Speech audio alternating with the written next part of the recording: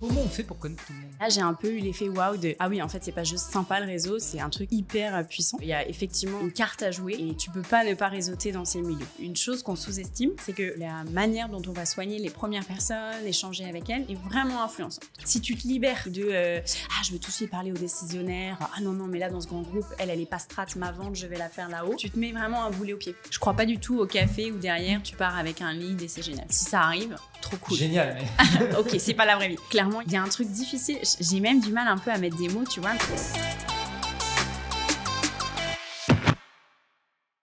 Avant de rencontrer Edith pour la première fois il y a quelques mois, j'avais entendu parler d'elle par au moins une dizaine de personnes différentes et à chaque fois que je disais que je la connaissais pas, on me répondait « Quoi ? Mais pourtant dans la tech elle connaît tout le monde ». Alors bon, j'avoue au début c'était un peu vexant, mais c'était surtout super intriguant. Comment ça elle connaît tout le monde dans la tech ? Comment elle arrive à avoir un réseau comme celui-là ? Et c'est en passant sur son profil LinkedIn que j'ai commencé à comprendre. Je manage un réseau premium et discret de 900 top managers, DRH, CEO, CFO, etc.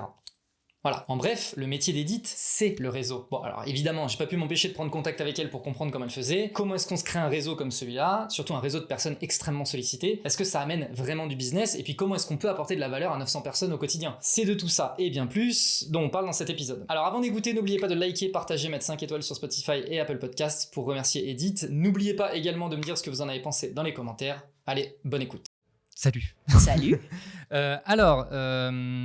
On est là pour parler aujourd'hui de réseaux, beaucoup de réseaux, B2B, Kali, on est là pour parler d'event, on est là pour parler part-time aussi, C-level. J'ai vu l'annonce ce matin sur LinkedIn, Carrément. vous lancez là-dessus. Donc moi, c'est des sujets qui m'intéressent parce que avec Bulldozer, on est aussi confronté à ce type de besoin, donc voilà, ça m'intéresse. Moi, la première fois que j'ai entendu parler de toi, c'est Guillaume Laguette de Ecopen Factory qui m'a parlé de toi et qui m'a dit... En fait, Edith, j'ai l'impression qu'elle connaît absolument tout le monde. Il est gentil, Guillaume. Il est très gentil. et du coup, j'ai envie de commencer par une question qui est très, très large, mais comment on fait pour connaître tout le monde ? Je pense qu'au début, on commence tout petit. Ok. Moi, perso, j'ai toujours eu l'ADN très réseau. Faire des mises en relation, même hors du milieu professionnel. Donc, ça m'a toujours plu. Ah, mais attends, mais tu connais pas un gars ? Rendre les petits services. Et j'ai commencé à en faire mon métier quand j'ai commencé ma carrière à San Francisco, où le but, c'était de rencontrer un maximum de retailers, d'investisseurs pour aider des boîtes françaises à venir aux US. Okay. Et là, j'ai un peu eu l'effet waouh de « Ah oui, en fait, c'est pas juste sympa le réseau, c'est un truc hyper puissant. » Et j'ai continué de faire ça quand je suis rentrée en France, plutôt avec des cibles B2B hyper cadrées. Et aussi chez French Founders, qui est un club de CEO. Et c'est comme ça que j'ai rencontré mon associé Henri. Et là, on a vraiment eu un coup de foudre professionnel sur ah oui, lui, il était exactement pareil. Ah ouais, le réseau, c'est incroyable. Il le fait en perso, en à côté. Et voilà, on a commencé avec un petit réseau de 100 qui a grossi. Et je t'expliquerai après, mais avec pas mal de bouche à oreille. Aujourd'hui, on a 900. Ok. Ce réseau, donc, quand tu étais à San Francisco, je crois que tu bossais pour un truc administratif gouvernemental. Exactement, pour Business France. Ouais, exactement. Et du coup, moi, une question que je m'étais posée, je m'étais dit, il faut que je te pose la question, c'est quand tu travailles pour un service gouvernemental, administration, etc., il y a une portée qui est un peu politique. Et la politique, l'image que j'en ai, mais je connais très peu ce monde, ça me semble être un milieu qui est très tourné autour du réseau et d'aller serrer des mains, etc., etc. Donc, est-ce que le fait d'avoir... déjà, est-ce que tu confirmes qu'effectivement, dans le métier que tu faisais, il y avait un truc très politique et très réseau ? C'est la diplomatie économique, pas politique. Pour autant, c'est très lié. Ouais. Tu es dans des dîners avec les ambassadeurs. Il y a effectivement une carte à jouer et tu peux pas ne pas réseauter dans ces milieux. Ouais. Et tu dirais que cette compétence, tu l'as développée dans ce cadre-là ? Oui, je pense que j'avais pas mal de petites graines de ça déjà dans mon mindset, dans mon éducation, dans mes amitiés, etc. Mais là, je l'ai vraiment eu et c'est trop chouette. En fait, tu commences un job à 24 ans, t'as peur de rien, t'oses tout. Et je pense qu'aujourd'hui, avec un peu de recul, la moitié des choses que j'ai faites, j'oserais pas. Arriver chez Trader Joe's et dire « Hello, je suis Edith, je travaille pour une boîte française ». J'oserais peut-être pas le faire, mais ça a aussi aidé d'être dans un environnement hyper stimulant. Et les Californiens sont quand même assez connus aussi pour tout est génial, tout est cool, on ose. Donc ça m'a vraiment, vachement impacté dans ma manière aussi de faire du business. Ok. Tu étais en quelle année ? 2014. J'étais de 2014 à 2016. Ouais. J'y étais aussi en 2014. Ah bah voilà, tu vois, et en fait, je me souviens aussi que ce qui m'avait choqué de San Francisco, c'était vraiment aussi ce côté tout est possible, etc. Ouais. Et je crois que c'était une bonne période aussi d'un point de vue business où les startups, blablabla. Bon, voilà. Ok, très bien. Il y avait un momentum, clairement. Ah ouais, non, clairement. Et juste, du coup, pour recentrer, parce que je suis tout de suite rentré dans le vif du sujet, mais du coup, aujourd'hui, à Visio, quelle est votre activité et pourquoi est-ce que vous avez tout de suite considéré que le réseau, ça pouvait être quelque chose d'important dans le développement du business ? Alors, donc 2 questions. La première sur ce que fait Avisio. Avisio, c'est une société de conseil RH. Donc, grosso modo, on travaille avec environ 1000 boîtes. Un gros focus sur les entreprises de la tech, mais pas que, 70%. Et 30% de soit des grands groupes, des ETI, des boîtes servicielles, pas mal de boîtes en région et aussi de boîtes internationales qui débarquent en France. Et dans les services qu'on propose, on avait d'abord commencé, je te l'ai fait par historique. Vas-y. On avait commencé, et c'est pour ça qu'on a monté un réseau d'experts, par vendre des services d'assessment. Le prix, c'était qu'Henri, ancien directeur commercial, et Maxime, qui est l'autre cofondateur d'Avisio, lui, il était CMO, se sont rendus compte que tu fais quand même vachement vite des erreurs de casting en recrutement. Et c'est hyper frustrant, tu perds du temps, l'énergie. Pour les équipes en place, c'est aussi super difficile à porter. Donc, c'était dit, nous, ce qu'on va vendre, c'est de l'assessment. Donc, c'est des évaluations métiers par des pairs. Donc, tu es CMO ou tu es CMO, tu veux embaucher ton futur Head of Marketing, tu vas le faire assesser, donc évaluer, par un CMO du réseau. Donc, il fallait avoir ce petit pool. Donc, c'était très sales et market au début. Mais si tu veux, c'était très pratico-pratique. Il s'est dit, bah, tiens, on a besoin d'un réseau pour répondre à un service. De là, ça a développé toute une autre stratégie de ce réseau-là. Les gens ont assumé qu'on était chasseurs de tête. Trop rigolo parce qu'on n'avait jamais fait de chasse, aucun de nous n'est RH, voilà. Mais ce réseau-là nous a aidé à faire de la recommandation. C'est comme ça qu'on a développé le 2e service, donc Avisio Recrutement, dans lequel le réseau recommande. Tu me vois venir. L'autre, ensuite, le mentoring, donc dans lequel le réseau, lui, vient mentorer des managers, soit des jeunes managers, soit des managers déjà confirmés, mais qui ont besoin de monter en puissance, soit sur une problématique business, une posture. On mentor même des founders, donc avec tout ce que ça implique, et parfois difficile aussi un gros moment d'humilité, je pense, quand tu as, en tant que founder, tu as recours à du mentoring, à du coaching, à du service. Et on a aussi un service qui s'appelle Avisio in Residence, dans lequel on a notamment 25 DRH seniors qui vont en mission chez client. Et le petit bébé dont tu parlais au début, c'est le dernier petit né d'Avisio, c'est Avisio Part-Time, dans lequel toujours ce réseau a un grand rôle. Et sur les 900, il y en a 300 qui sont temps partagé, fractional, on peut dire intérim, ce que tu veux. Oui. Et du coup, qui vont dans des missions chez les clients. Donc ça, c'est pour ce que fait Avisio. Et tu vois que finalement, ça répond aussi à ta deuxième question, dans le sens où le réseau a été... En fait, vraiment, le fil conducteur, c'est le nerf de la guerre. C'est notre ressource un peu centrale. Et c'est notre trésor de guerre. On n'est pas un SaaS, on n'est pas une plateforme, on n'a pas vraiment une base tech.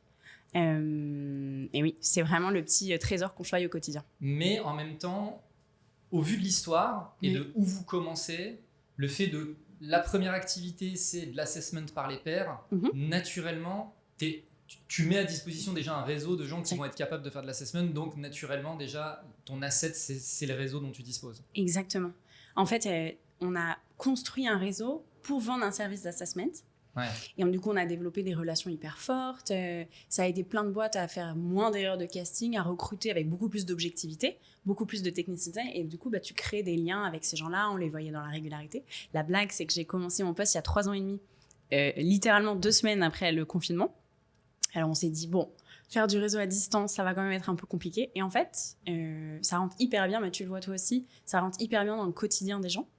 Mais le point commun, c'est on est resté sur cette capitalisation de partager ton expertise. Tu vois, c'était le point commun dans l'assessment. C'est la même chose dans le mentoring, dans le part-time, même dans la recommandation.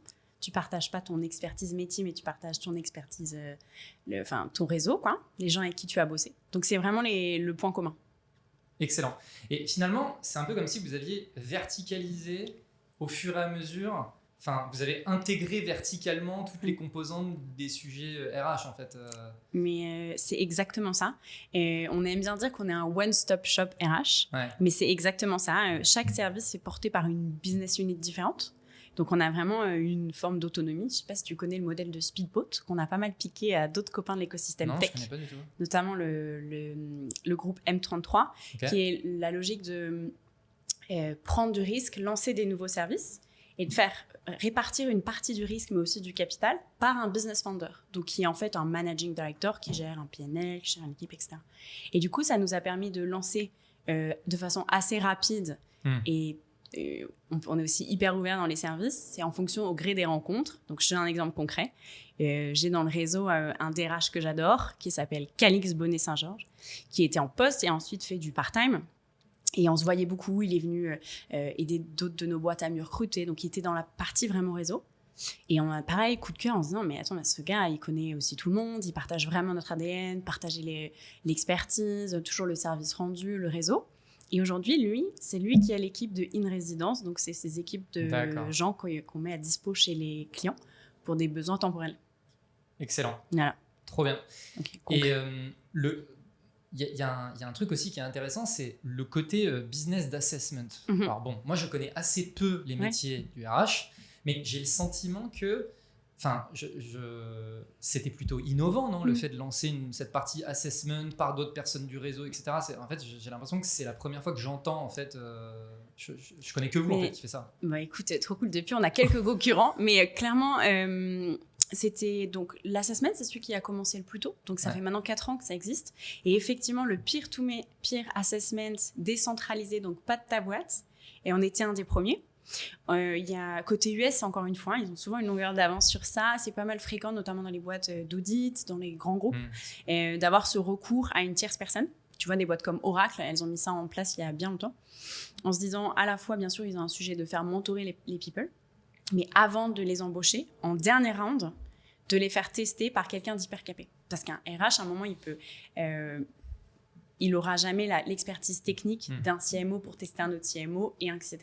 Donc, on travaille super bien avec les RH en last round pour venir tester les compétences. Et donc, évidemment, c'est libre à l'entreprise de choisir, mais quand tu as un expert qui te remplit, il y a toute une méthode, tu prends une décision plus éclairée. Ça ne veut pas dire que tu prends l'orientation qui t'est donnée, mais tu as plus de billes pour prendre une décision un peu sereine. Ouais. Et d'ailleurs, tu vois, je vois qu'il y a beaucoup de personnes qui font des reproches aussi à des RH en disant « je me suis fait évaluer par des gens qui ne connaissent pas mon métier et c'est hyper frustrant, etc. J'ai le sentiment qu'en fait, j'aurais pu faire le job. » Là, ça vient aussi remettre de l'objectivité finalement dans la décision et je trouve que c'est pas mal. 100% aligné, c'est l'objectivité, la technicité et aussi, c'est un super booster pour la marque employeur. Ah ouais. Parce que quand tu es un CFO qui a déjà été 3 fois CFO, là, tu arrives dans une boîte pour un enjeu hyper précis. Tu es content, potentiellement, le CFO est déjà parti. Tu es content d'avoir une conversation avec quelqu'un qui est du même métier que toi, qui connaît tes problématiques. Et tu vois, dans le funnel, souvent des X rounds d'entretien, ça amène une conversation métier qui est plus la séduction de la boîte ou du profil. On n'est plus du tout là-dedans, on est sur une espèce de bulle technique.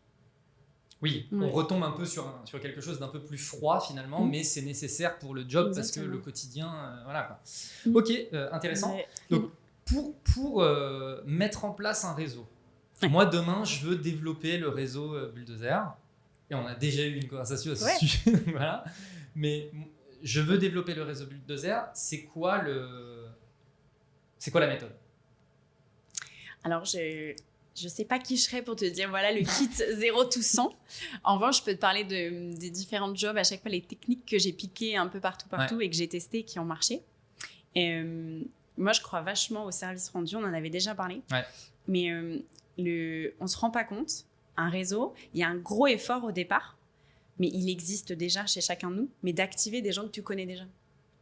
Ce que tu as fait pendant tes études, les premiers jobs, les stagiaires, les maîtres de stage, etc. On a déjà tous, même en début de carrière, une bonne petite base, parfois qu'on n'active pas ou qu'on ne sait pas nourrir. Il ne faut pas arriver 10 ans après, « Hello, bonjour, je cherche un job ». Oui. Mais si tu entretiens de façon assez régulière, il y a plein de choses à faire. Moi, je suis moins dans les outils. Je sais qu'on a essayé de me proposer absolument toutes les plateformes de gestion de communauté. On en a parlé. Nous, on était plutôt off. Donc, l'idée, c'est d'avoir pas d'annuaire et pas de Slack. Donc, on est une plus grosse équipe, on est 4 à s'occuper du réseau. Heureusement, je ne suis pas toute seule. Et on a une logique de voir les gens dans la régularité. Et, en fait, dans la vraie vie. Et dans la vraie vie, oui. Même si au début, on a commencé pas mal en visio. Pour le coup, Guillaume Layette, dont tu parlais, on s'est beaucoup vu en visio avant de se rencontrer en vrai. Et c'était trop drôle au bout d'1 an et demi de se dire « Ah, donc c'est toi en vrai ». Comme avec toi, finalement. Donc, la vraie vie, le timing, anticiper. C'est difficile de faire du réseau à 35, à 40 ans, last minute, quand on a besoin d'un job. Si on a une espèce de régularité, Ça peut être un déj, ça peut être un café, ça peut même être un mail. On n'a pas toujours la bande passante. Voilà, moi, c'est mon métier, j'ai plus de temps. Mais ça peut être un petit mail de coucou, ça peut être une news qui est vue une big info que tu as envie de partager. Moi, je suis très à partager le contenu que je vois. Je le fais pas, j'ai pas 1 heure dans mon agenda à me dire, allez, c'est l'heure où je partage le contenu. Mais comme je lis beaucoup la presse, je me dis, ça vaut la peine de le faire partager. Oui, mais ça montre aussi que tu as cette logique. C'est-à-dire que tu le mets pas dans ton agenda parce que tu as ce truc. Tout à fait, mais tu vois, par exemple, les juniors qui sont arrivés dans l'équipe, forcément, au début, ils ne sont pas arrivés en se disant, ça y est, j'adore le réseau. On a aussi mis, il y a des trucs, effectivement, il faut des réflexes. Donc, eux, ils ont commencé par se dire, tiens, cette semaine, je prends 3 cafés, cette semaine, je prends 5 cafés. Forcément, il faut des trucs un peu. Donc, il faut que ce soit tangible. Et aussi, une chose qu'on sous-estime, c'est que la manière dont on va soigner les premières personnes, échanger avec elles, est vraiment influençante. Tu le connais, c'est un monde de réputation. Ouais. Le jour où tu traites un peu mal une personne, même qui est moins impliquée, moins high level, ça va vraiment te revenir en boomerang dans la tête. Donc l'idée, c'est de se dire, ok, comment tu passes la même qualité de temps, la même implication, que la personne soit un C-level, ce qui est quand même beaucoup notre population, mais aussi plus junior. Et donc, ça implique que si tu veux recevoir du réseau, il faut aussi donner. L'exemple parfait, c'est les anciens stagiaires qui viennent te dire, tiens, ce serait trop cool qu'on prenne un café. Toi, dans ta bande passante, tu n'as peut-être pas planifié, c'est génial, je vais voir tous mes anciens stagiaires. Et en fait, moi, j'avoue, j'ai un petit fan club de stagiaires, je les adore, je les vois régulièrement. Pour te dire, je fais de la peinture à côté, il y en a qui ont pris mes tableaux chez eux dans leur bureau, trop drôle. Énorme. Parce que il n'y a pas de personne plus strat que d'autres. Et je pense que c'est mon 4e point. Si tu te libères de je veux tout de suite parler aux décisionnaires, non, mais là, dans ce grand groupe, elle est pas strat, ma vente, je vais la faire là-haut, tu te mets vraiment un boulet au pied. Bien sûr, à un moment, si tu es dans une logique, comme tu disais, de vente, tu vas devoir parler à quelqu'un de stratégique. Ouais. Mais la logique d'écarter tous les gens en dessous pour arriver à la bonne personne, à mon sens, c'est très dangereux. J'ai pas mal de remarques. Ah oui, vas-y. Ça m'évoque pas mal de remarques. Je t'écoute. En fait, bon, alors, est-ce que tu es familier avec le sujet de l'account-based marketing ? Oui. Parce que, en fait, ce que tu décris, tu vois, je trouve que c'est vraiment exactement ce que devrait être l'account-based marketing, c'est-à-dire en fait partir du principe que il n'y a pas qu'une seule personne qui va prendre la décision. En fait, il y a un écosystème décisionnel qui vont pouvoir s'influencer les uns les autres et que en fait, si tu es ami avec tout l'écosystème, a priori, ça devrait pouvoir bien se passer pour toi. Ouais. Trop d'accord avec toi. Et surtout, il ne faut pas oublier que même si la tech, elle est à un degré beaucoup plus mature qu'il y a 10 ans, qu'il y a 5 ans, qu'il y a 2 ans, même qu'il y a 1 an, ça reste une petite poche. Ouais. Et donc, c'est assez facile aussi, les gens changent pas mal de postes, de finalement connaître très vite tout le monde. Bien sûr. Tu le vois quand tu organises tes événements, mais oui, il y a clairement une logique de account-based marketing derrière tout ça. Ouais. Même si je suis une quiche en market, mais inconsciemment, on en parle pas mal, ouais. Voilà, en fait, le truc, c'est ce qui me plaît dans ce genre aussi de discussion, c'est le côté on fait des choses parce que ça nous semble naturel et parce qu'en fait, on a la mentalité, le mindset de les petits services, etc., etc. Et puis à côté de ça, il y a des entreprises qui vont dire on veut mettre en place une stratégie d'account-based marketing, tu vois, et qui vont se casser la tête sur des trucs alors que, en fait, reviens aux fondamentaux de pourquoi en fait tu fais ça et comment est-ce que tu vois, c'est quoi concrètement la définition de l'account-based marketing, c'est voilà, on va apporter de la valeur aux autres et on va considérer le stagiaire aussi bien que le C-level. Tu vois ce que je veux dire ? Mais je suis trop d'accord. Et en fait, je crois beaucoup, pas que dans ce métier-là, mais dans tout ce que je fais, au test and learn. Ça paraît cliché, mais tu peux faire tellement de choses si tu te libères un peu du carcan de tiens, on est dans quel case ? Est-ce que je suis un manager comme ça, un manager comme ça ? Est-ce que j'ai envie de faire des ventes comme ci, des ventes comme ça ? Tu regardes les personnes qui ont le plus de succès dans la tech, c'est souvent des gens assez impulsifs. Qui se sont moins torturés. Alors, il y a beaucoup de boulot, évidemment, mais il y a aussi des gens qui se sont fait confiance et qui se sont dit, allez, on tente ce truc. Si ça marche pas, on rate. Moi, je rigole beaucoup avec Henri chez nous, donc c'est le co-founder d'Avisio. Lui, il a 50 idées secondes. C'est vraiment le CEO dans son exemple. Évidemment, il y a en face un CEO qui est plus en structure, dans les process, donc c'est un super duo qui marche hyper bien. Mais c'est ses idées. Il a une idée et il se dit, moi, il faut que je rencontre la bonne personne pour faire cette idée. Lancer cette nouvelle BU, lancer ce truc. Mais il garde toujours une espèce d'ouverture d'esprit géniale qui fait que non seulement c'est trop cool dans la culture de la boîte, mais aussi on s'ouvre plein d'opportunités auxquelles on n'avait pas du tout pensé, quoi. Tu vois, le part-time, il y a 2 ans, on se dit, mais jamais de la vie. Il faut être un leader comme Valtus, il faut connaître 50 000 mecs, il faut avoir 50 ans. On aurait toujours, tu sais, un peu comme parfois on cherche à se trouver des excuses. Lui, il est là, allez, on y va, on tente. Et puis si ça va pas, ça va pas. C'est pour ça que part-time, pendant 1 an, on n'a pas fait de com. On en avait parlé tout à l'heure, mais on n'a pas fait du tout de communication. Ouais. On a fait notre bout de chemin, voilà.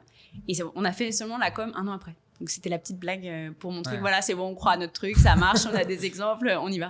Ouais, mais finalement, c'est un peu de la candeur aussi de se lancer comme ça. J'en avais parlé avec Arthur Kérou, qui est le CEO de Vibe, où en gros, il disait que lui, bon, il a une boîte, beaucoup de succès, même avant, il a déjà monté des boîtes qui ont eu beaucoup de succès. Et quand moi, je lui dis, bah alors, comment est-ce qu'on fait pour monter une boîte et machin, il me dit, mais la candeur, en fait, c'est juste, tu crois en ton truc, tu y vas. Ah, cette personne, oula, attends, c'est un C-level, on s'en fout, va lui taper la discute, et puis au pire, tu te prends la porte, et puis c'est pas grave, il y en aura d'autres, etc. Et j'ai l'impression que ça rejoint aussi un peu ça, et ça me permet de refaire le lien avec un point que tu as abordé, qui est, aujourd'hui, quand même, le réseau que vous avez, c'est majoritairement des C-level. Oui. Alors, pour la partie réseau, c'est exclusivement même des C-level. Voilà. Donc, ils ont tous une 15aine d'années d'expé, et c'est pas des gens qui commencent pour la première fois un gros poste managérial. Sachant que si parfois dans la tech, il y a des intitulés qui ne sont pas toujours hyper précis, on est vraiment garant de non, il faut qu'il y ait une certaine expertise pour que finalement, ces gens, peu importe la ligne métier, ils ont des problématiques communes. Des sujets de gouvernance, d'orgas, de structuration, de management, et ils se retrouvent sur plein de choses. Ok. Et donc ma question c'était, on est quand même sur une population qui est très sollicitée, qui est très valorisée, qui est assez difficile d'accès, et vous, c'est votre réseau. Et donc, comment est-ce que, au démarrage, tu arrives du coup à accéder à ce type de personnes? Parce que effectivement, je veux bien croire au discours de oui, mais en fait, on peut passer par le stagiaire, etc., etc. Mais non, ça c'est une mindset globale. Voilà. Je suis d'accord avec toi dans ce truc précis, Et du coup, au début, tu disais que vous étiez un petit peu parti de zéro, mais à quel point vous étiez parti de zéro? Parce que je me dis, accéder à ce type de personnes, c'est que forcément, effectivement, dans ton entourage, tu avais, entourage de l'entreprise, je veux dire, il y avait déjà un petit peu des C-level, etc., à activer rapidement.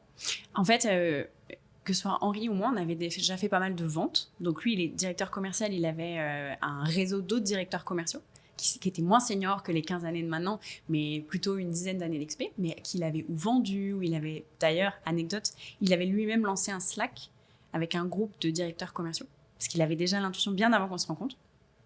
Moi, j'avais aussi pas mal vendu à des gens strat, et j'ai dit, bah voilà, écoute, moi je lance ce truc, viens, on se parle. Et en fait, il y a quand même beaucoup de gens, on sous-estime qu'ils sont OK. Tu vois, j'ai un exemple très concret avec Barbara, qui est chez Mastercard, une des directrices market. On s'est croisés à un petit déj, bon, toute une histoire, je te passe.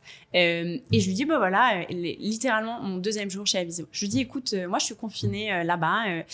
Par contre, quand ce truc il s'arrête, on se reprend un café, j'ai plein de trucs à te raconter et tout, ça pourrait être trop cool. Voilà. 3 ans et demi après, on se voit encore. Elle m'a recommandé plein de gens. Et tu vois, je pense que je la connaissais d'un truc qui n'est pas vraiment pro, on se voit 5 minutes, etc. Mais si tu tentes, et elle, derrière, elle me dit, mais attends, mais je connais telle personne, il faut que tu les rencontres, Et c'est vraiment l'effet boule de neige. Au début, l'assessment, on avait une vingtaine de DIRCO, de CMO, qui eux-mêmes ont dit, mais attends, ça plairait trop cette logique, comme tu dis, c'était innovant, ça plairait trop à telle personne. Ils nous parlent, ah bah oui, c'est sympa, c'est pas trop impliquant, j'ai déjà un quotidien bien chargé, mais finalement, ce que tu me demandes, c'est très ponctuel, ça prend pas beaucoup de temps. Et du coup, ça grossit vraiment comme ça. Donc, un mix entre travailler le noyau dur et aussi rester dans cette logique d'agrégation. Et comme les gens recommandent entre eux, s'ils y voient de la valeur, s'ils sont pas trop sollicités, et si tu leur vends rien, il n'y a pas de coût de membership, il n'y a pas tout ça, et ben après, on finit par trouver un sweet spot sympa. Ok. Ouais. Je trouve que... Ça te répond un peu à ta question? Ah, complètement. Trop bien. Je step back un petit peu sur la définition de ce qu'est faire du réseau. Ouais. Parce que, bon, tu vois, moi je me souviens très très bien quand j'étais étudiant, où globalement, bon, tu vois, moi j'étais étudiant donc j'ai pas fait du marketing, etc. pendant mes études, mais tu vois, sur des sujets commerciaux, etc., il y a ce truc de il faut développer son réseau, mais on te le présente d'une façon très transactionnelle. Tu vois, il va falloir que tu ailles serrer des mains jusqu'à la vente. C'est un peu un truc que tu décrivais aussi un petit peu tout à l'heure, tu vois, c'est ah non, mais moi, eux, je leur parle pas parce que ça va pas être le décisionnaire. Il y a ce truc très transactionnel. Et en fait, moi, ça avait un peu développé un espèce de... Je me souviens au début que j'essayais de faire du réseau et je sens qu'il y a beaucoup de personnes qui font du réseau, mais avec une pointe de cynisme. Je le fais parce qu'il faut qu'à la fin... 10 cafés égale un client signé, quoi. Exactement. Ouais. Ou compter les points. Ouais. C'est j'ai rendu ce service, il va falloir que de l'autre côté, j'ai le service rendu. Vraiment... Et tu vois ce que je veux dire? Tu as clairement raison. Et en fait, on n'en a pas parlé encore, mais le réseau, c'est du temps long. Tu peux pas... Alors, il y a toujours des contre-exemples, mais je crois pas du tout au café où derrière, tu pars avec un lead et c'est génial. Si ça arrive, trop cool. Génial, mais... Ok, c'est pas la vraie vie. Par contre, quand tu prends un café, tu pars de sujet, tu commences à mieux connaître la personne, tu revois, tu re-rencontres, etc. Tu vois à des events, etc. Et ça finit par apporter de la valeur dans les deux sens. Mais plein de fois, je rends des services et ça me revient pas tout de suite. Je le fais pas en me disant ça va me revenir, mais c'est un temps que tu maîtrises pas. Il y a un vrai lâcher prise. Peut-être qu'en fait, la personne que tu as aidée il y a 2 ans, et c'est vrai dans le perso aussi, un jour, tu sais pas pourquoi, out of the blue, elle va t'écrire ah, c'est super, j'ai vu ça, j'avais trop eu un bon échange, viens, on se parle. On adore. Mais peut-être qu'en fait, c'est des mois, des années après. Ou peut-être, comme on a eu pas mal, ah, j'ai parlé de toi à un dîner, à un gars qui cherche, je sais pas si tu peux aider, mais allez-y, parlez-vous. Et tu sais, c'est un temps immaîtrisable. Donc, c'est difficile pour les entreprises structurées de se dire, on rajoute une communauté sur le tard, on définit une proposition de valeur et on y va, youpla boum, il y a 4 personnes qui lancent des cafés et on a 6 mois de business pour voir si ça rentre. Quand à l'inverse, tu te dis, entre guillemets, c'est un centre de coût, mais ça peut rapporter gros à l'équipe. C'est pour ça qu'on bosse beaucoup avec le market, avec d'autres équipes en interne. Mais faut le rentabiliser quand même tout ça à un moment donné. Parce qu'on en a parlé en off juste avant, c'est aujourd'hui, vous n'avez pas d'équipe commerciale. Ouais, je vais t'en reparler, mais c'est atypique. Et côté marketing, finalement, c'est votre plus grosse initiative marketing. À un moment donné, c'est quand même ça qui amène le business. Et donc, t'envisages le temps long, ok, mais il faut payer les factures à la fin du mois. Clairement. Alors, il faut voir, j'aime pas trop ce mot, mais comme le réseau comme un centre de coûts, comme une ressource que tu aurais au central, comme tu as des HR, comme tu as du market, de la finance. On est clairement un sujet d'image, tu le connais dans les startups, il y a encore plus que dans les grands groupes.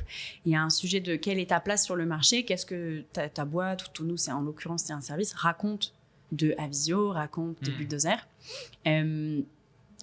Et clairement, il y a un truc difficile.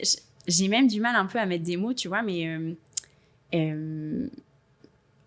on est dans une logique qui est à la fois long terme, à la fois on sait que c'est un cost à très court terme pour la boîte, mais c'est aussi un truc qu'on a envisagé. On a une équipe market de 2 personnes, en fait 3. Donc, on a mis beaucoup de temps à avoir du market parce que comme beaucoup de boîtes, le marketing était hyper incarné par les founders et il y avait cette assise réseau. Quand on a monté la boîte, on s'est jamais dit c'est génial, les clients ils vont revenir d'eux-mêmes, ils vont se recommander entre eux. On était basé sur un autre problème qui était ok, comment dans notre quotidien on fait grossir ce réseau avec des coûts hyper limités en réalité. C'est un déj de temps en temps, des coups de fil, des trucs. Faut aussi se dire financièrement c'est très petit. Faut démystifier le truc. Totalement. Exactement, faut démystifier. On se prend un café, voilà, l'impact est limité. Par contre, je pense là où il faut pas limiter la réflexion, c'est à dire comment est-ce que ça va s'articuler dans une boîte avec la personne au market, avec la personne au sales. Et alors la spécificité, on arrive chez Avisio où effectivement on n'avait pas de sales, on a le premier key account manager qui arrive. On a tous un peu le mindset salesy. Personne n'a été formé en sales. Et c'est très cool, c'est un peu comme ce que tu disais du market. Ça développe des réflexes réseau appliqués à chaque niveau du market, à chaque niveau de l'équipe, pardon, même si on a une équipe dédiée au réseau. Donc oui, c'est un centre de coûts, encore une fois, c'est pas joli, mais ça a un impact sur tout le mindset de la boîte. On est tous un peu réseau, même si certains sont à temps plein. Après, moi, je t'avoue que j'ai vraiment du mal avec le concept de les efforts marketing, c'est un centre de coûts. Mais oui, mais on est d'accord, c'est pour ça que je te le dis. Et je te le dis pour faire sourire, même si moi je ne suis pas dans l'équipe market, on a effectivement un mindset, on travaille une marque, un branding finalement. Et donc on a des enjeux finalement assez proches du market. Mais je suis d'accord avec toi et sinon on ne serait pas en train de discuter. Mais voilà, centre coût versus revenu, ça a ses limites pour moi. Complètement. Je parlais avec Anne-Carole, qui est la CMO de Swile, qui me disait tu sais, nous au market, on a un centre de coûts et tout. Il disait quoi ? Mais vous n'êtes pas du tout un centre de coûts. Et puis il y a tellement un historique long, aussi vachement porté par les grands groupes de fonction support, fonction sales. Totalement. Et je pense que c'est comme tout, ça change, mais ça met encore du temps. La chance qu'on a côté scale-up, start-up, boîte de services et boîte innovante, on est un petit peu plus flexible dans notre manière de voir les choses, tu vois. Tu as les podcasts, il y a plein de manières de tester des trucs. Et je pense aussi que le digital vient raccourcir le ROI des efforts marketing, tu Tu vois, Clairement. effectivement, il y a 30 ans, les efforts marketing, bon, Oui. t'allais sur un salon, tu dépensais énormément d'argent, ou alors, enfin voilà, et donc tu pouvais effectivement l'envisager comme un centre de coût. Aujourd'hui, avec le digital, je veux dire, assez rapidement, en fait, t'es en mesure Clairement. d'avoir un retour de ce que tu fais, donc c'est pour ça que ça me tu dérange un peu. Et tu vois, il y a un autre truc, c'est vrai qu'on n'a pas tant parlé, mais la partie partenariat. Ouais. Nous, on n'est pas sur des partenariats affichés super, on travaille ensemble, on a un logo et tout ça. En revanche, on a plein de gens dans le réseau, donc qui ne sont pas les 900 C-level, mais plein de gens de l'écosystème autour, que ce soit entretenir les relations avec les fonds, entretenir les relations avec des entreprises partenaires. Par exemple, tu parlais de banque, on échange avec Blanc, qui aide nos C-level quand ils n'ont pas déjà une structure juridique à la lancer. Mais ça, c'est aussi une manière de faire du réseau, et c'est du business indirect, c'est du service rendu finalement à mon client, parce que moi, mon client, c'est le réseau. C'est pas le client final. Pour part-time, c'est différent, mais tu vois, si tu t'appliques cette logique, tu as ton petit noyau dur, tu as tout l'écosystème autour, tu as tes collègues, beaucoup trop sous-estimés. Chacun a une vie, les gens arrivent d'entreprises, de process différents, il y a plein de choses à faire. Et tu vois, si tu mappes, moi souvent je dis au fond d'invest, déjà on prend un papier, on note, ok, tu connais qui, t'as de tel job, tu connais qui, etc. Et en fait, tu te rends compte, on a tous au moins 50 personnes qui sont à un coup de fil de notre vie. Mais on est là, ah non, je vais quand même pas le déranger. Il va me voir pour une commerciale, il va croire que je veux lui vendre un truc et tout. Alors qu'en fait, les mecs, ils sont trop contents. Ah, tu veux partager ton expertise? Ah ouais, grave. Si ça prend pas longtemps, je suis disponible et tout. Donc, respecter le timing. Ça doit être court, ça doit être impactant. Tu veux pas le lancer dans un process, tout. Et ça doit être la bonne personne. Tu sais que tu cibles bien. Ouais. Ok. Très intéressant. Donc, tu disais, aujourd'hui, vous n'avez pas de Slack, machin. Vous avez voulu vraiment faire quelque chose dans la vraie vie, quoi. Oui. Comment est-ce que vous avez tout de même des tools pour gérer ce réseau, ne serait-ce qu'en interne? Oui. Et moi, il y a une question aussi qui m'intéresse, c'est est-ce que vous traquez de la data? Alors, moi, je suis un peu obsessed avec la data. Donc oui, on est très outillés en interne. Ok, très cool. On est une entreprise no-code. Donc, on a tout un tas de tools pour l'interne. Là, on ne se parle pas du réseau, mais vraiment comment fonctionne la visio. Donc, évidemment, les Airtable, les Notion, Slack, on a tout en interne. Les HubSpot, je t'en passe, tu les connais tous. Ça nous permet en interne, nous, d'avoir une bonne connaissance et de garder aussi l'info. Donc, c'est des tools, on utilise aussi. Je ne sais pas si tu connais ce CRM super qui s'appelle RCRM pour Recruit. Et c'est un CRM à double entrée, candidat et client. Donc, on a tout un tas d'outils. Le grand enjeu, comme toutes les boîtes, c'est aujourd'hui, on est 86. Comment tu fais circuler l'info, comment tu plugues tes différents tools ensemble, etc. Mais donc, on est très outillés en interne. Ça, c'est trop cool. Tu vois, les gens chez nous, il y a une personne au produit, ils ont été mentorés. Au marketing, ils ont été mentorés, etc. Donc, ça, c'est vraiment une base solide qui nous sert dans notre quotidien. Parce que moi, quand je revois quelqu'un 3 mois après, alors déjà, j'ai la chance, j'ai une bonne mémoire, mais tu es quand même content d'avoir noté plein de choses. Bien sûr. À qui tu as fait les mises en relation? Est-ce que tu as déjà pris le café? Est-ce que tu l'avais déjà invité, etc. Donc, on s'est fait un truc un peu sur mesure, d'ailleurs, avec Airtable. Aujourd'hui, je pense qu'il a beaucoup de valeur. Et je suis un peu réticente à changer. Je laisse la porte ouverte, mais on a customisé un outil qui n'est pas du tout fait pour ça au début, mais avec ce dont nous, on avait besoin. Et après, sur la partie réseau à proprement parler, donc plus nous, l'interne, notre manière de le gérer, mais comment on interagit avec eux, eh bien, on utilise les outils internes. Et après, par contre, on les voit dans la vraie vie. Et on a aussi, évidemment, une newsletter, etc. Une stratégie d'event assez claire. Mais c'est du WhatsApp, du téléphone et de la vraie vie. Donc, eux, ils ne sont pas mis dans des Slack, ils ne sont pas mis dans des channels, dans des annuaires et autres. Ok. Donc, ça reste outillé, mais c'est que de l'interne. Exact. Ouais. Ok. Je reviens sur le point que tu disais avant sur les partenariats. Ouais. Parce que donc là, au travers de ton réseau, en fait, il y a un peu deux niveaux. Il y a les membres du réseau et les partenaires. Clairement, c'est ça. Mais déjà, c'est quoi la différence entre les deux? Ça veut dire que dans mon quotidien, on anime ce réseau-là avec l'équipe. Ouais. Donc ce réseau des 900.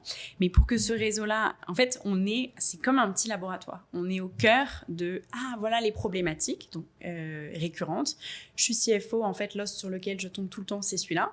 Ça nous donne une stratégie d'événementiel. Ça nous donne aussi mais attends, en fait, il y a peut-être un outil qui existe sur le marché pour répondre à ce peine-là. Ou il y a peut-être une personne qui est la bonne personne pour répondre à ce truc-là. Donc nous, derrière, effectivement, il y a comme ce deuxième halo de réseau qui, lui, et ça peut être des partenaires, ça peut être des ressources, ça peut être la bonne personne qui aide et qui, du coup, on voit de façon beaucoup moins régulière, mais avec lesquels on envoie parfois du business ou parfois on rend un service, etc. Donc ça peut être, comme je te le disais, des incubateurs, des fonds, des entreprises de services. Tu vois, moi, il y a plein de fois où je dis, on regarde côté Avisio, ok, une boîte, elle a besoin de tel type de profil, on ne sait pas faire. Et je peux aussi appeler un chasseur que je connais bien en disant, bah, écoute, nous, on saurait faire, mais pas forcément bien, ça va prendre du temps, c'est nul pour le client. Parlez-vous. Donc, tu vois, c'est cette espèce de... Comme dans la vraie vie, tu as tes amis, et puis il y a un peu des connaissances que tu peux activer de temps en temps, si tu en as besoin, si c'est le bon moment, etc. Donc, c'est un peu ça, les 2 cercles. Ouais. Très bien. Tu as parlé rapidement de la stratégie événementielle. Vous faites pas mal d'événements. Comment est-ce que vous créez les événements? En fait, tu vois, si je prends un petit peu du recul sur ce que vous faites, j'ai le sentiment qu'une grosse partie de votre activité, finalement, vu que le réseau fait vraiment partie prenante de la stratégie et des efforts, etc., tu vois, ce que tu mentionnais sur rendre les petits services, j'ai l'impression que cette phrase qui peut paraître anodine sur un peu la manière de développer son réseau, je veux dire, vous faites des événements, j'ai l'impression que l'objectif de l'événement, c'est de pouvoir aussi rendre service à des personnes de votre réseau. C'est, ah oui, je sais qu'ils ont ces problématiques-là, on va créer un événement pour les aider à répondre à cette problématique-là. Et donc, c'est constamment cette réflexion de comment on peut rendre service à notre réseau. C'est ça, c'est quoi la valeur? En fait, on a compris une chose, comme beaucoup de clients, en fait, ils ont peu de temps. Tu l'as dit, ils sont hyper sollicités. Et ils ont aussi une vie perso. Donc, on a déjà compris que tu as une timeline, grosso modo, tu dois trouver une demi-heure dans une journée de gens qui est une journée déjà trop chargée. Et on s'est dit, plus que se dire comment on lui rend un service, on s'est dit, attends, en fait, dans nos échanges quotidiens avec les gens, ils nous parlent de leurs problèmes, de leurs difficultés, de leurs succès. On se rend compte que si le sujet concerne 1 ou 2 personnes, il y a quand même beaucoup de chances pour que ça concerne beaucoup plus de monde. Donc, par exemple, l'exemple très concret, on parlait avec nos DRH et on se rend compte que parfois, c'est difficile d'aligner les enjeux entre DRH et CEO. Ils n'ont pas les mêmes enjeux, pas la même manière de réfléchir, la timeline est différente, mais pour autant, ils sont obligés de parler entre eux, tu vois. Oui. Donc, on s'est dit, attends, il y en a 4-5 qui me disent ça, il se passe un truc. Donc, on en a fait parler certains. Et après, on organise des événements autour de cette problématique, où concrètement, les gens vont venir en se disant, tiens, c'est trop cool, je rencontre 15 autres DRH, mais aussi, c'est très concret, je repars avec des best practices, rien n'est enregistré, il n'y a pas de logique de market, c'est vraiment du one shot. Et je repars, j'ai rencontré du monde et j'ai des best practices que moi, je n'avais pas. Soit je les ai partagées, soit j'en ai récupéré des nouvelles. Donc oui, on applique. Mais tu vois, on n'a pas... souvent, on nous demande, oui, tu as une roadmap, pas 1 an d'event. Non, en fait, parce que c'est notre quotidien qui alimente la strat d'event. Et je pense que maintenant, d'ailleurs, il y a plein de scale-up qui sont comme ça, plus à l'opportunité. Tu entends parler d'une difficulté dans l'usage, parler customer success, un client te remonte un truc, et voilà. Et hop, tu organises la logique d'événement. Donc, on fait plusieurs événements. Des événements, comme je te parlais, très thématisés. Mon kiff ultime, c'est d'aligner les enjeux métiers. Comment tu fais mieux bosser ensemble différentes paires. Produits, customer success, finance, CEO, finance DRH, market sales, c'est le tarte à la crème et on adore. Et après, on a aussi fait beaucoup fonds et CEO, fonds et founders, tu vois, en invitant des gens de fonds, mais dans des boîtes avec des founders de boîtes dans lesquelles ils n'avaient pas investi. Donc, on est tous plus à l'aise. Donc, ça, c'est vraiment la stratégie d'événements thématisés. Et à l'inverse, on fait des événements beaucoup plus libres, notamment un déjeuner mensuel qui, lui, a pour objectif de décloisonner. Mais tu ne sais pas trop qui tu vas rencontrer. Tu sais que tu vas rencontrer des gens sympas, mais en fait, à côté de toi, il y aura un DRH, un CMO, une CFO, une Customer Success. Et c'est juste bon enfant, sympa, on rencontre du monde. Nous, on ne le fait pas du tout avec une logique de dire « Ah, super, on va aller gratter du lead » parce que c'est quand même difficile de dire autour d'un déj « Bon, alors, est-ce que tu as des recrute en ce moment ?» C'est ça. Des petits enjeux, j'ai vu une levée.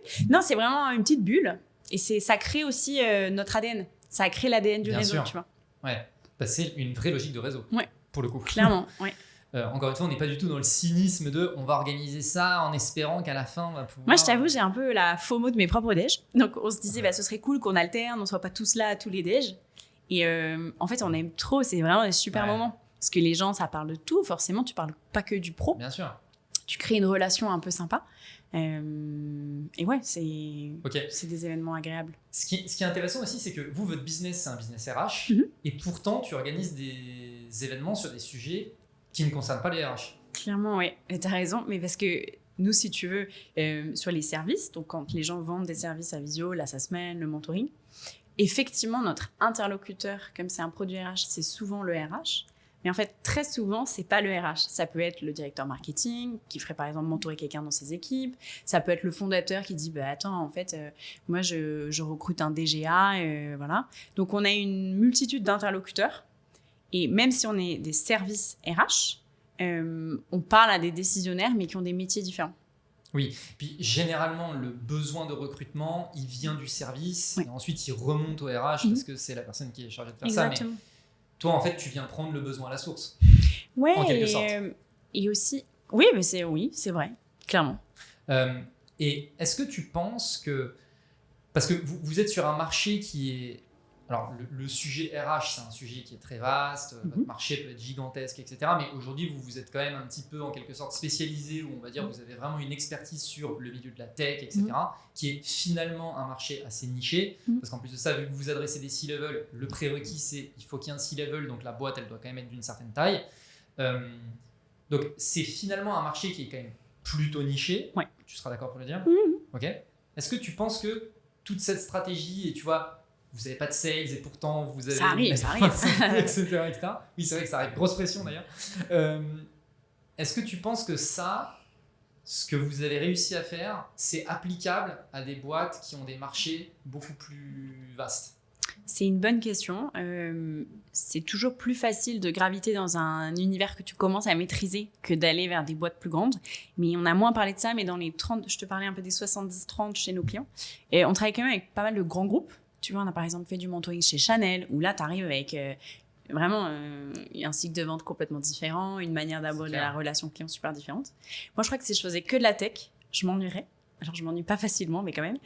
Parce que justement, le fait d'avoir systématiquement un nouveau challenge, tester des nouvelles cibles, des nouvelles tout, c'est faisable. On a un grand exemple, alors je ne sais pas trop si j'ai le droit de dire le nom. En gros, une entreprise me dit oui, on arrive un peu tard, mais en gros, les ventes, c'est compliqué pour nous. On va lancer une strate d'événementiel. On ne peut pas mettre quelqu'un au réseau, mais on va mettre l'event manager. Tu vois, c'était la ressource qu'ils avaient déjà en interne. On va la faire lancer des events. En fait, les events, ils cartonnent parce que comme d'habitude, si tu as bien bossé ta proposition de valeur, tu sais quelle est ta cible, en fait, c'est la magie, mais les gens viennent. Et ils vont rajouter de la communauté derrière. Donc, c'était un peu un pari. On ne va pas investir tout feu, tout flamme dans un grand groupe avec des nouvelles ressources, des process lourds, coûteux et tout.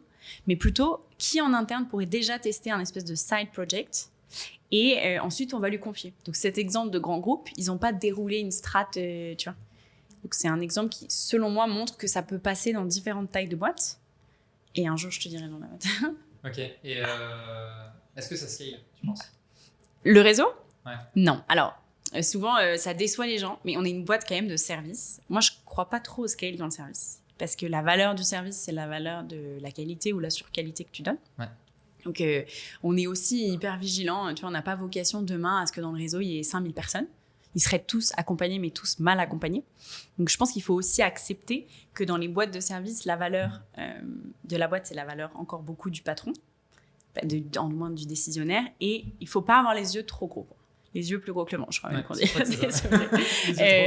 Il faut se dire, dans les boîtes de scale, c'est... il y a parfois un peu la tentation, c'est moi en ce moment, forcément, avec la refermeture du marché, mais d'aller un peu trop vite. Et j'ai parfois des conversations super intéressantes avec des boîtes qui disent ouais, je vais embaucher 50 personnes au réseau, enfin à l'équipe community, on va faire un truc de dingue, partnership. En fait, comme c'est du temps long, c'est pas de la renta instant. Donc il faut quand même que la boîte soit dans un mindset, les choses peuvent scaler, mais il faut leur faire vivre au moins 6 mois de business. Et il faut pas s'imaginer que si on m'avait dit on passe de 100 à 900, moi j'aurais dit mais vous êtes complètement fou monsieur, je n'y crois pas une seconde. Mais juste si tu testes, finalement ça marche. Oui. Je sais pas si ça répond, j'étais un peu embrouillée. Mais... Tant que la clé d'entrée c'est la qualité des relations et la qualité du réseau, finalement ok. Par contre, point intéressant que tu mentionnes et qu'on a déjà aussi mentionné tout à l'heure, c'est le ROI, c'est pas ça. Donc effectivement, vas-y, on va recruter 50 personnes et vas-y, let's go, et ça va nous aider à scaler. Oui, tu vas être déçu parce que toi, tu vas regarder à la fin du premier mois ce qui Ouais. se passe, tu vas voir qu'il s'est Mais- rien passé. Exactement. Et tu vois, je pense que c'est déjà un problème qu'adressent les CMO dans leurs équipes. À chaque fois que tu lances une nouvelle initiative, tout, ok, on leur dit, ouais, t'as X mois pour que ce soit rentable. Et après, c'est l'œuf ou la poule. Ah oui, mais j'avais besoin de plus de personnes pour arriver à l'obj. Ah oui, mais enfin, tu vois. Ouais, Et je pense que complètement. finalement, c'est une problématique très market 100% qui existe d'accord. aussi chez les sales. Vas-y, on empile. J'ai un CFO qui m'a fait trop rire. Il m'a dit, mais moi, les directeurs commerciaux, je peux plus les supporter. Ils disent tous, ils te racontent tous qu'on va empiler les sales pour arriver à l'obj. Alors que lui, c'est l'obj qui détermine comment tu vas faire ta strat de nombre de personnes, de nombre de sales. Mais en fait, ils ont tous les deux raison. Personne n'a c'est tort. juste que C'est juste qu'il tu y en a un regardes pas qui le voit même le... angle. Exactement. Et je pense que ça, c'est la question de la timeline, de comment on arrive à un obj. Elle existe dans tous les métiers et pas que dans la tech. Ouais.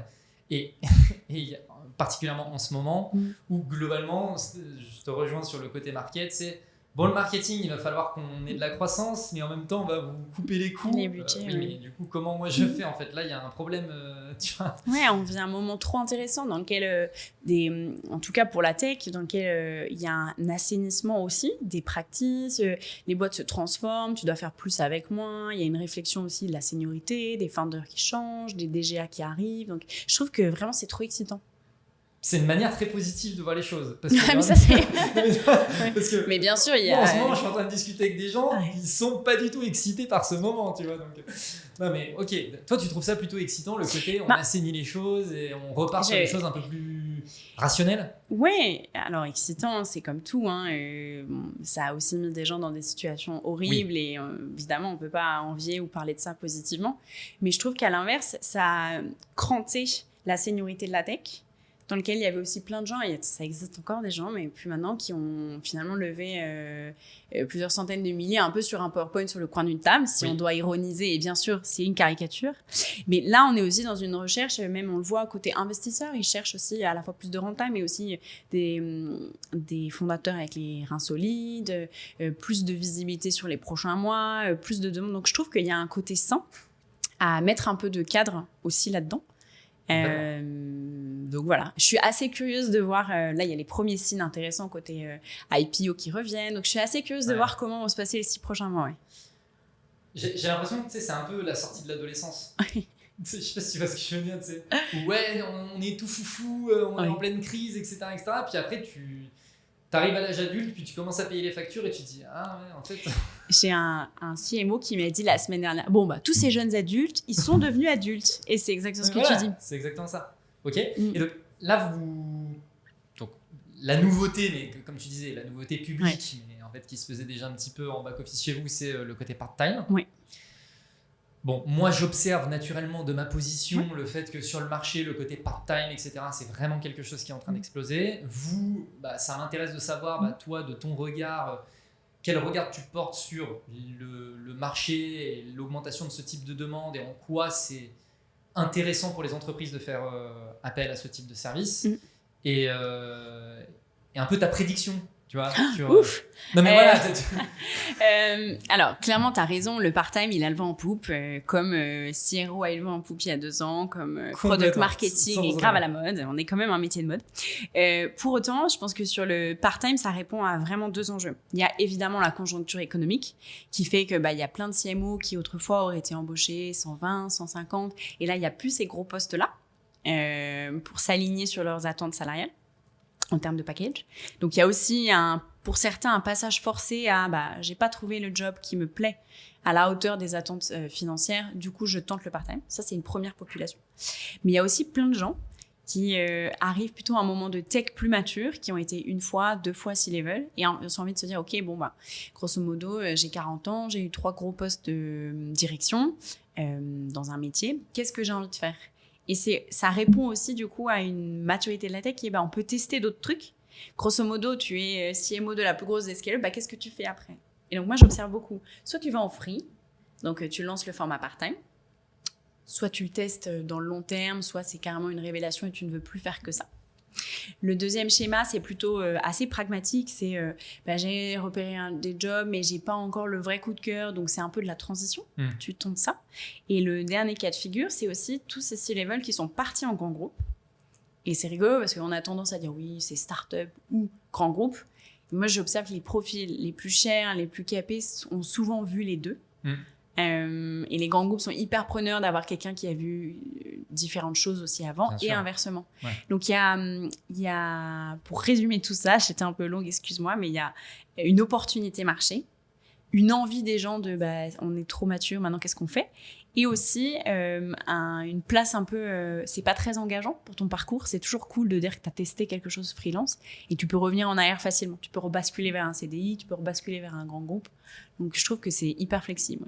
Et est-ce que tu penses que le timing de marché, on en revient encore une fois à ce timing de marché en ce moment c'est quand même pas très jojo, est-ce que c'est pas finalement le timing opportun pour ce type de poste, mais que une fois que les choses seront de retour à des choses un peu plus stables, moi c'est la question que je me pose, tu vois. Est-ce que dans 2 ans ce sera toujours autant quelque chose, vu que ça y est, les entreprises elles auront peut-être de nouveau les moyens aussi de pouvoir faire appel à des gens à temps plein, etc. T'en penses quoi? Oui et non, pour te faire une belle réponse. Oui, il y a des gens qui aussi d'eux-mêmes dans 2 ans vont se dire mais en fait j'ai envie de retrouver un quotidien, des collègues, un CDI, tout ça. Ou aussi l'autre constat, non, en fait je suis pas fait pour vendre, me trouver des missions, j'aime mon expertise métier, mais demain en fait je me rends compte que être part-time c'est aussi être assez sales, se vendre soi-même. Et de l'autre côté, on est à un moment où côté scale-up, côté start-up, il y avait quasiment pas de recours à du part-time et à des fonctions d'intérim. Surtout donc, pour des C-level. Exactement. Et du coup, peut-être que ça va s'éteindre un peu dans 2 ans, mais on arrive aussi, c'est le début d'une vague. Tu vois, les grands groupes, ils sont hyper habitués, on discute avec Novartis, ils sont hyper habitués à avoir des gens qui arrivent, une durée déterminée, il y a une roadmap, on sait quand ils arrivent, ce qu'ils partent, ce qu'ils laissent, etc. Et je pense que oui, il y a un effet mode où ça va se dégonfler, mais plutôt du côté des gens qui font le free. Et de l'autre côté, il y a quand même un truc très pérenne qui est des tailles de boîtes qui n'avaient jamais eu recours, accèdent désormais, je te passe tous les avantages que tu connais encore mieux que moi, financiers, etc. Et donc, je pense que c'est aussi une nouvelle tendance qui n'existait pas du tout. Et du coup, encore une fois, assez curieuse de voir ce que ça va donner. On dira, parce qu'on fait des choses aussi complémentaires, toi et moi, mais ouais, à suivre. Et notamment sur certains métiers spécifiques. Comme tu vois, l'effet mode, je le vois beaucoup, moi, sur le market, parce qu'ils ont été beaucoup impactés aussi par le contexte. Donc, il y a beaucoup de gens disponibles pour faire de la mission. Mais il y a des missions, des jobs sur lesquels il n'y avait pas de retour à des personnes externalisées et où c'est un peu nouveau. Les sujets de VP Legal, donc General Counsel, de Finance, ça existe déjà depuis un moment. DRH, c'est quand même assez nouveau. Tu vois, quand on a lancé cette BU-là il y a maintenant 2 ans, il y avait très peu de demandes. Et là, ça éclate. Donc, les choses avancent un peu au fil de l'eau. Et je pense qu'on a des petites surprises. Il y aura peut-être même d'autres jobs sur lesquels on n'a pas du tout pensé qu'en fait, le freelancing est trop bien. J'ai ma première demande de DGA part-time, 2 jours semaine. Donc, trop excitant. Et typiquement, la boîte dit, écoutez, nous, on ne peut pas encore avoir un DG. Le fonds ne nous a pas dit on a besoin d'un DG en plus de nous deux, mais on sent qu'on a envie de step up, structurer un modèle, être encore plus organisé, transformer la boîte de l'intérieur et préparer l'arrivée de quelqu'un plus tard. Et du coup, ils veulent pendant 6 mois avoir quelqu'un 2 jours semaine. Mais pas sur du conseil, quoi. Vraiment quelqu'un qui est présent. Alors ouais, t'as raison, c'est un mix. Comme c'est une place à prendre, le job n'existe pas. Il y a forcément un peu de conseil. C'est les gens là, a priori, la personne qui va y aller, c'est quelqu'un qui a déjà pas mal fait de conseils avant aussi. Vu des exemples différents. Mais tu vois, ça montre bien qu'il y a plein encore de surprises business auxquelles on n'a pas du tout pensé. Et où finalement, trop cool, tu peux pas encore te payer un DG, c'est trop tôt, tu sais pas ce que tu écris dans la job desk, tu sais pas ce que tu lui confierais, mais tu peux déjà tester des formats un peu sur mesure.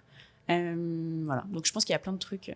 Tu vois, pourquoi pas un head of community part-time je sais pas, à mon avis, une belle petite surprise. C'est quoi les prochains challenges à Visio? Il y en a plein. Je pense que le challenge récurrent, on va dire, c'est de garder notre niveau de qualité. Parce que maintenant, on est 86, donc ça veut dire la qualité externe vis-à-vis des clients, mais aussi la qualité interne dans nos process, dans notre manière de nous structurer, de communiquer en interne. C'est le cliché de toutes les boîtes, mais je pense que vraiment, en service, c'est encore plus vrai. Et après, l'enjeu plus business, en tout cas pour ma part, c'est sur la partie part-time. C'est justement de se dire, nous, on a un chouette problème, c'est qu'on a plein de gens qui font du part-time dans notre écosystème, qui nous font confiance. Comment on continue de trouver la bonne personne pour le bon métier et d'aller, ce qu'on commence à faire, d'aller aussi vers des tailles de boîtes différentes. Tu le disais tout à l'heure, comment on ne reste pas que dans la tech. Donc, on a une grosse stratégie en région. On a des gens basés coup à Annecy, à Lyon, je te l'ai fait à Aix, à Bordeaux, à Nantes et à Lille. Excusez-moi si j'oublie quelqu'un. Et tu vois, il y a aussi ces choses-là à faire. En fait, en région, c'est parfois un peu les oubliés de l'écosystème tech. Il y a les ETI, les ESN aussi. Donc, il y a plein de choses à tester. Donc, je pense que dans nos challenges, ça va être ça. Qu'est-ce qu'on priorise ? Tu me vois venir, moi, je vais dire, on teste et on verra. Mais je pense qu'il y a aussi un peu de méthode à apporter pour nous et de structuration. Ok. Et la prochaine activité qui est lancée, c'est quoi ? J'ai trop envie de dire, mais je vais me faire gronder. Je me doute bien que tu le sais déjà. Donc, j'ai pas assez parlé de ça, mais sur Aviso, une résidence. Donc, on met 2 types de missions en part-time. Des gens qui font partie du réseau, ou qui sont pas CDIsés chez nous. Et aussi sur quelques métiers précis identifiés, des gens qui sont CDIsés chez Aviso et qui vont chez le client. Et aujourd'hui, on a le métier de DRH, le métier de revenu ops et de RPO, qui sont des recruteurs, en fait, détachés chez le client. Et donc, on a 2 autres idées de jobs qui arrivent bientôt. Mais comme ça, je me fais pas gronder cet après-midi. C'est en test sous-marin. Voilà. Mais en fait, encore une fois, c'est la même logique, c'est de se dire, on a rencontré la bonne personne. Ouais. On sait, parce que ça fait X années qu'il y a la demande. Maintenant, on l'internalise. Le vrai débat pour nous, et ça, on prend pas mal notre temps, c'est la bonne personne qui porte le projet. Parce que finalement, c'est un patron de boîte. C'est pas forcément, si on prend exemple, je sais pas, de CPO, Chief Product Officer, on cherche pas un bon Chief Product Officer, on cherche quelqu'un qui a été Chief Product Officer, mais qui en fait aujourd'hui veut être patron de boîte. Donc on se donne pas mal le temps de trouver les bonnes personnes, mais là il y a des trucs sympas qui arrivent. Ok, très cool. J'ai hâte de voir ça. J'ai l'impression qu'on a fait un tour déjà assez sympa du sujet. Tu vois d'autres points Non, je pense que c'est très bien. Ouais, on est pas mal là. Mais c'était trop chouette en tout cas. Merci beaucoup Edith. Merci à tout le monde d'avoir écouté, regardé l'épisode. Comme d'habitude, le petit j'aime, partage, tout ça. Et puis, où est-ce que nous on te retrouve ? LinkedIn. Dans un café, très vite. Sinon, sur LinkedIn, on est pas mal actifs, avec plaisir. Mon nom, c'est du coup Edith Zeller et on aura l'occasion, à dispo, que ce soit des stagiaires ou autres, je serais ravie d'échanger. Voilà. De toute façon, je mettrai les liens dans la description. Trop bien. Merci encore Edith. Merci à toi. Et à plus. À très vite, salut. Do it! Just do it! Don't let your dreams be dreams. Yesterday, you said tomorrow. So just do it! Make your dreams come true! Just do it!